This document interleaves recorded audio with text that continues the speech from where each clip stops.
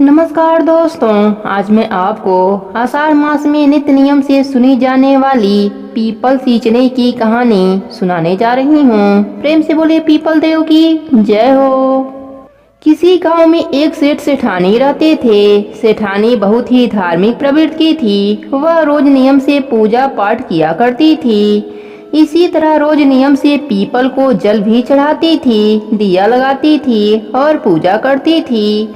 उनके कोई संतान नहीं थे, जिससे वह सेठ सेठानी बहुत दुखी रहते थे। सेठ सेठानी की उम्र बढ़ती जा रही थी, लेकिन उनके कोई संतान नहीं थे। इस वजह से सेठ जी को बहुत ही चिंता रहने लगी और वह उदास रहने लगे। जब सेठानी ने सेठ जी को उदास देखा तो उन्होंने एक उपाय सोचा। सेठानी ने एक दाई को बुलाया और दाई से कहा कि तुम सेठ जी से कह दो कि मैं माँ बनने वाली हूँ। वह यह बात सबको बता दें। जब 6 महीने पूरे हो गए तो उसने गोद भराई का कार्यक्रम रखा और पूरे गांव को बुलाया। सेठानी ने दाई से कह रखा था कि जब किसी के यहाँ बच्चा हो तो उसे थोड़ी देर के लिए मेरे यहाँ आकर रुला देना, मैं तुझे बहुत पैसे दूंगी। तो दाई यह सब मान जाती है। जब 9वां महीना पूरा होता है तो एक दिन दाई ने किसी के यहाँ से बच्चा लाकर, जो अभी हुआ था, सेठ जी के यहाँ रुला दिया और सबको उसकी आवाज़ सुना दी। उसके बाद पूरे गांव में यह कहवा दिया कि सेठानी का बेटा हुआ है। अब बच्चे के जन्म के 1.25 महीने होते ही सेठानी ने जलवा चूड़े का कार्यक्रम रखवाया और उसने बच्चे के स्थान पर कटार रखा। जब सबने पूछा तो वह कहने लगी कुंवर साहब को नजर लग जाएगी, इसलिए वह अभी बाहर नहीं निकालेगी। वह किसी को भी अपना बेटा नहीं दिखाएगी। 5-6 साल बीत जाते हैं, लेकिन सेठानी के बेटे को आज तक किसी ने नहीं देखा। सेठानी बोलती है कि मेरा बेटा भी अब काशी पढ़ने जाएगा। तो इस बात पर सेठ जी सेठानी से पूछते हैं कि मैं स्वयं तेरे बेटे को आज तक नहीं देखा तो इसे काशी कैसे भेजेंगे। तो सेठानी सेठ जी से कहती है जैसे मैं कह रही हूँ वैसा ही कीजिए। सेठानी ने अपने बेटे को काशी पढ़ने के लिए भेज दिया और यह बात सबको बता दी। इस तरह समय बीतने लगा। एक दिन सेठानी ने सेठ जी से कहा कि मेरा बेटा 11 वर्ष का हो गया है, अब उसकी शादी करानी है। आप एक सुंदर और सुशील कन्या खोजकर उसकी शादी करवा दो। तब सेठ जी सेठानी जी से कहते हैं कि क्यों मेरे बुढ़ापे में धूल झोंक रही है। जिस बेटे को मैंने आज तक नहीं देखा तो उसकी शादी कैसे कराएंगे। तब सेठानी कहती है कि आप तो कन्या ढूंढो, मेरा बेटा भी आ जाएगा। तब सेठ जी कन्या ढूंढने निकल जाते हैं। वह चलते चलते एक गांव में पहुंचते हैं। वहां कुछ लड़कियां खेल रही थीं। शाम होने वाली थी तो सब लड़कियां अपने अपने घर जाने लगीं। एक लड़की जो सेठ जी को सुशील व समझदार लगी, सेठ जी उसके पीछे पीछे चल दिए और उसके घर पहुंचकर उसके पिताजी से शादी की बात करी और सेठ जी ने अपने बेटे की शादी तय कर दी। जब शादी की रस्में शुरू हुई, सगाई में भी सेठानी बहाना बना देती हैं कि अभी उनका बेटा काशी से नहीं आ पाया है, इसलिए कटार के साथ सगाई की रस्म करा दी जाती है। इसी तरह सेठानी शादी में भी कटार के साथ ही फेरे करवा देती है। अब नई बहू ससुराल में आ जाती है। एक दिन सेठानी की पड़ोसन उसको ताना मारती है, खड़िया की बहू। तब बहू पड़ोसन से पूछती है कि आपने ऐसा क्यों कहा। तब पड़ोसन कहती है कि तूने आज तक अपने पति को देखा है। तब बहू मना कर देती है। तब पड़ोसन बहू को सारी बात बताती है। बहू सास के पास आती है और अपने सास से पूछती है कि मेरे पति कहाँ हैं, वह कब आएंगे। सास पड़ोसन से बात करना मना करती है। अब सास दिन में मंदिर भजन कीर्तन में जाती तो बहू का मन लगा रहे, इसलिए उसको 7 कोठों की चाबी दे जाती, जिससे कि वह पड़ोसन के पास न जाए और कोई पड़ोसी उसे न बता दे। बहू ने उस कमरों को खोला। पहले कमरे में खूब सुंदर सुंदर कपड़े ही कपड़े। बहू उनको पहन पहन कर देखती है और खूब खुश होती है। इसी तरह दूसरे कमरे में खूब सारे गहने थे। बहू रोज रोज नए नए गहने पहनती है और गहने पहनकर इधर उधर झूमती है। बहू बहुत ही खुश थी। इस तरह तीसरे कमरे में खूब मिठाइयाँ, अगले में अनाज, हीरे मोती थे। अब एक दिन बहू इन सब से बोर हो गई तो उसने सातवें कमरे का ताला खोला तो वहाँ एक पीपल का पेड़ और मंदिर था। बहू उसी कमरे में बैठ गई तो थोड़ी देर बाद ही पेड़ में से एक 18 वर्ष का लड़का निकला। बहू ने उससे पूछा कि आप कौन हैं? तो वह बोला, मैं तुम्हारा पति हूँ। बहू बोली, आप तो काशी पढ़ने गए थे, आप यहाँ कैसे आ गए और कब आए? तो लड़का बोला, बस अभी, पर तुम माँ को मत बताना। बहू अपने पति को आज तक नहीं देखा था, इसलिए वह उसको ही अपना पति मानकर उसके साथ चौपड़वासी खेलने लगी। अब तो बहू रोज सासू माँ के मंदिर जाते ही सातवें कमरे में पहुँच जाती और रोज वह लड़का और बहू खूब खेलते, मस्ती करते। थोड़े दिन बाद बहू पेट से हो गई। अब सेठ जी सेठानी जी पर खूब चिल्लाए कि मेरा तो बुढ़ापा खराब हो गया, अब मैं लोगों को कैसे मुंह दिखाऊंगा। तब सेठानी ने धीरे से व प्यार से बहू से पूछा, बहू यह किसका बच्चा है? तो बहू ने बता दिया कि आपके बेटे का है, वह काशी से आ गए हैं और सातवें कमरे में छुपकर रहते हैं। आपके मंदिर जाने के बाद मैं रोज वहाँ जाती हूँ और हम दोनों वहाँ पर चौपड़ पासी खेलते हैं, बातचीत करते हैं और साथ में समय बिताते हैं। तो सास बोली, बहू तूने तो मुझे कुछ बताया ही नहीं। तो बहू ने कहा, आपके बेटे ही ने मना किया था कि माँ को कुछ मत बताना। सास ने कहा, तू उससे कहना अब आपको आना पड़ेगा मेरे सातवें की चूड़ी पहनाने के कार्यक्रम में। बहू ने अगले दिन उस लड़के से यह बात बताई तो लड़के ने उससे कहा, माँ से कह देना मैं जरूर आऊँगा। अब सास बहू दोनों निश्चिंत हो गईं। सातवें की चूड़ी पहनाने के कार्यक्रम में जब सारा गांव आया तो बहू को बैठाया गया और उसके बाद थोड़ी देर में ही एक 18 वर्ष का खूब गोरा व सुंदर लड़का बहू के बाजू में आकर बैठ गया। वहां आए सभी मेहमान और गांव के लोग चौंक गए कि यह लड़का कितना सुंदर है। कई औरतें तो बोल रही थीं कि इसी कारण सेठानी इसे किसी के सामने नहीं लाती थी और किसी को नहीं दिखाती थी। अब कार्यक्रम के बाद लड़का पुनः जाने लगा तो बहू बोली कि अब आप कहाँ जा रही हैं? तब उस लड़के ने कहा, अब मुझे जाना पड़ेगा। जैसे ही वह जाने लगा तो बहू और सास भी उसके पीछे पीछे चल पड़े। वह जैसे ही पीपल के पास पहुंचा तभी पीपल के देव प्रकट हुए और सेठानी से बोले, तुम्हारे पूजा से मैं प्रसन्न हूँ, इसलिए तुम्हें पुत्र वरदान में दे रहा हूँ। सेठानी यह सुनकर पीपल देव की जयकारा करने लगी। अब सेठ सेठानी अपने बहू और पुत्र के साथ हंसी खुशी से रहने लगे।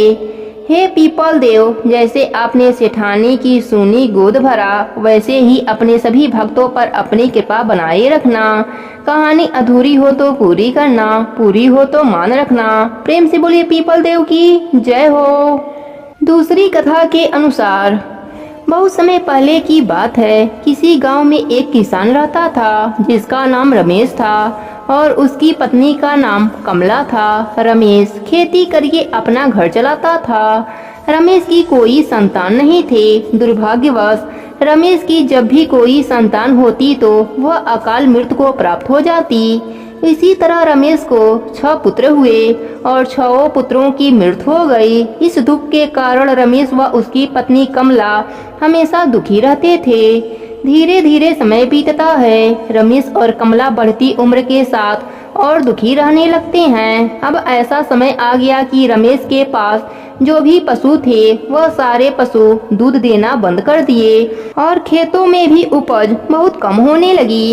एक के बाद एक दुख आने से रमेश व उसकी पत्नी बहुत दुखी रहने लगे। रमेश व उसकी पत्नी उदास होकर खेत पर बैठे थे तो रमेश की नज़र खेत में लगे पीपल पर गई। पीपल का पेड़ भी सूख गया था। एक बार की बात है, रमेश और कमला पीपल के पेड़ के नीचे बैठकर अपने ऊपर आए एक के बाद एक दुखों के बारे में बात कर रहे हैं। संतान खोने का दुख तो था ही, लेकिन इन संकटों से उनका मन बहुत ही दुखी हो गया। वह दोनों बातें करते करते जोर जोर से रोने लगे। तभी उधर से एक महात्मा गुजर रहे थे। जब महात्मा ने रोने की आवाज़ सुनी तो महात्मा ने सोचा कि ऐसा क्या दुख है कि स्त्री और पुरुष साथ साथ रो रहे हैं। यह सोचकर महात्मा उन दोनों पति पत्नी के पास गए। रमेश और कमला ने जब महात्मा को देखा तो वह दोनों हाथ जोड़कर खड़े हो गए और महात्मा को प्रणाम किया। तब महात्मा ने पूछा, तुम दोनों क्यों रो रहे हो? तब रमेश ने बताया कि हम दोनों कई वर्षों से संतान का दुख झेल रहे हैं और अब ना हमारे जानवर सुख देते हैं और ना ही खेतों में कुछ उगता है। यह दुख हमसे नहीं झेला जाता। रमेश ने सारी बातें उन महात्मा को बताया। रमेश और उसकी पत्नी की यह दशा देख महात्मा बोले, तुम चिंता मत करो, सब ठीक हो जाएगा। तुम्हारे खेत में जो पीपल का पेड़ है वह तुम्हारे दुखों का नाश करेगा। आज के बाद तुम रविवार का दिन छोड़कर अन्य सभी 6 दिन इस पीपल को दूध और जल से सींचना तथा शाम के समय पीपल के पेड़ के नीचे दीपक जलाना और रविवार को सूर्य देव को जल अर्पित करना। ऐसा करने से तुम्हारे ऊपर आया संकट टल जाएगा। ऐसा कहकर वह महात्मा वहां से चले जाते हैं। रमेश और उसकी पत्नी ने महात्मा के कहे अनुसार उस पीपल के पेड़ को सींचना शुरू कर देते हैं और शाम को दीपक भी जलाने लगते हैं। देखते ही देखते रमेश के कष्ट दूर होने लगे और वह पीपल का पेड़ भी फिर से हरा भरा हो गया। खेतों में फसल लहलहाने लगे और रमेश की पशुओं ने दूध देना शुरू कर दिया। धीरे धीरे समय बीता। 1 वर्ष के अंदर ही रमेश के यहाँ फिर से एक पुत्र ने जन्म लिया।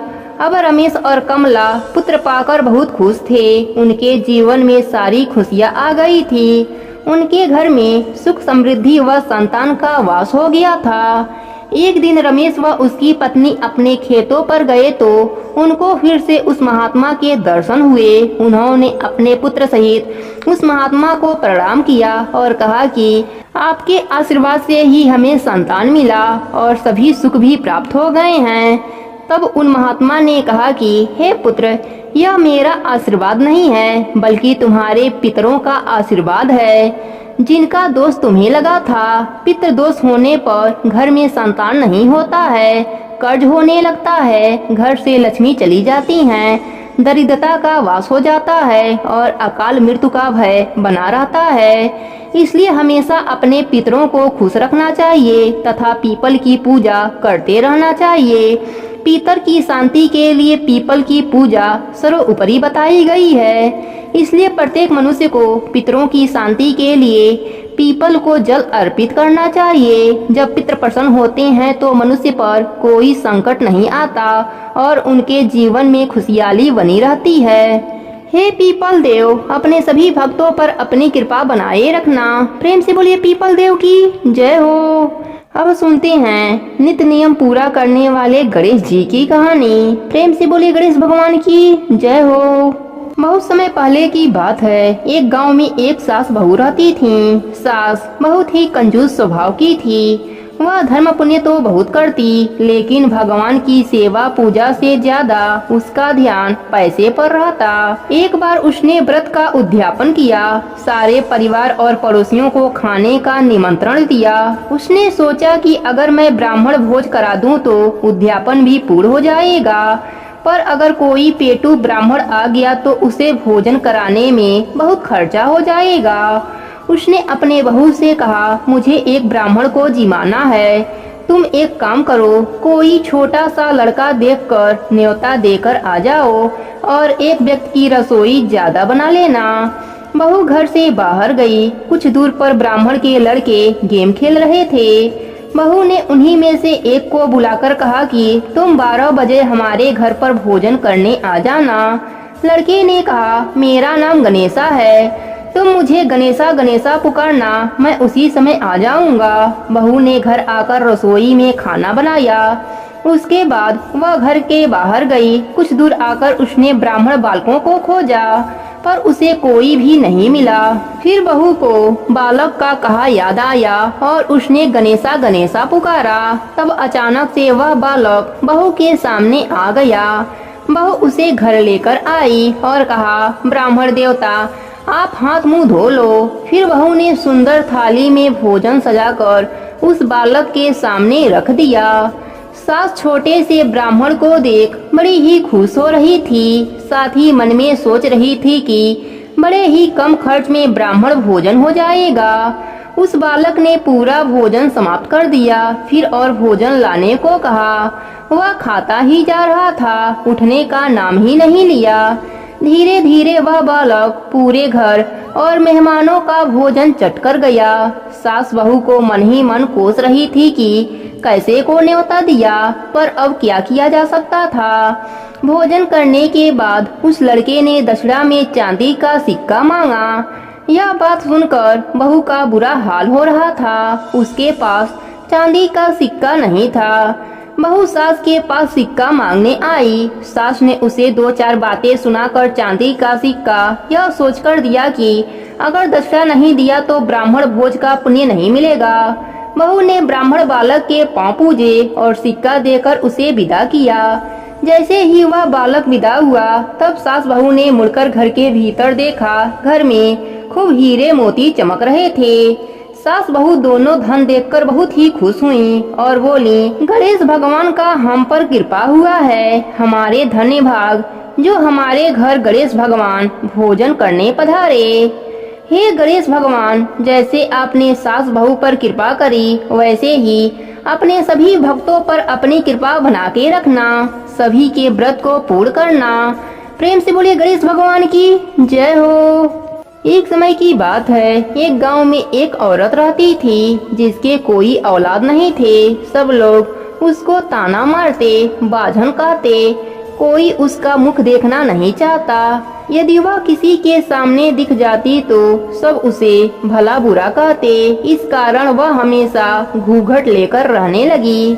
एक दिन की बात है, वह घूंघट लेकर पानी भरने जा रही थी तो जब वह एक गली से गुजर रही थी तो सामने से 2 बेटे लड़ते हुए आ रहे थे। तो वह उनसे बचने के लिए पास ही के एक गणेश भगवान के मंदिर में घुस गई और जैसे ही वह अंदर घुसी उसके सिर के मटकी का पानी गणेश भगवान के ऊपर गिर गया और उसका घूंघट भी हट गया। यह देखकर गणेश भगवान हंसने लगे तो वह बोली, गणेश जी आपने क्यों हंसा? गणेश जी बोले, तुमने तो मुझे मूर्ख ही जाना। सबके सामने तो घूंघट रखती हो और मेरे सामने घूंघट हटा दिया। तो वह रोने लगी, हे गणेश जी सब तो मुझे गाली देते हैं इसलिए घूंघट रखती हूँ। आप तो विघ्नहर्ता हो, मेरी भी यह कष्ट दूर कर दो, मुझे भी संतान दे दो। गणेश भगवान ने कहा कि यह फूल ले जा और ले जाकर पांडले पर रख देना। पांडले उसे कहते हैं जहाँ पानी की मटकी रखी जाती है। उसने ऐसा ही किया।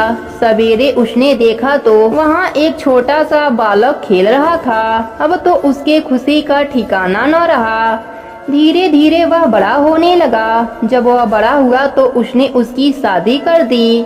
अब जब भी बहू उसके पैर लगती तो वह कहती, ना मैं गणेश भगवान के सरकरी में जाती और ना ही यह दिन मुझे देखने को मिलता। अब बहू सोचती है सभी तो आशीर्वाद देते हैं पर मेरी सास पता नहीं क्या कहती है।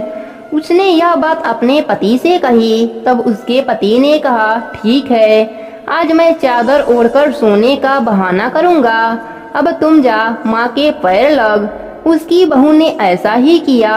सास फिर से यही बात कहा, ना मैं गणेश भगवान के सरकरी में जाती और ना मुझे यह दिन देखने को मिलता। तब बेटा बोला, माँ तुम यह क्या बोलती हो और आशीर्वाद क्यों नहीं देती हो? तब वह कहती है, बेटा यह गणेश भगवान का आशीर्वाद ही है।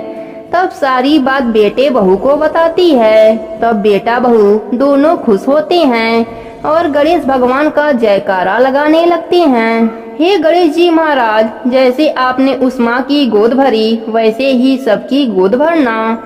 सबके पुत्र को अमर करना और सबका घर अन्य धन से भर देना। सबके व्रत को पूर्ण करना। प्रेम से बोलिए गणेश भगवान की जय हो।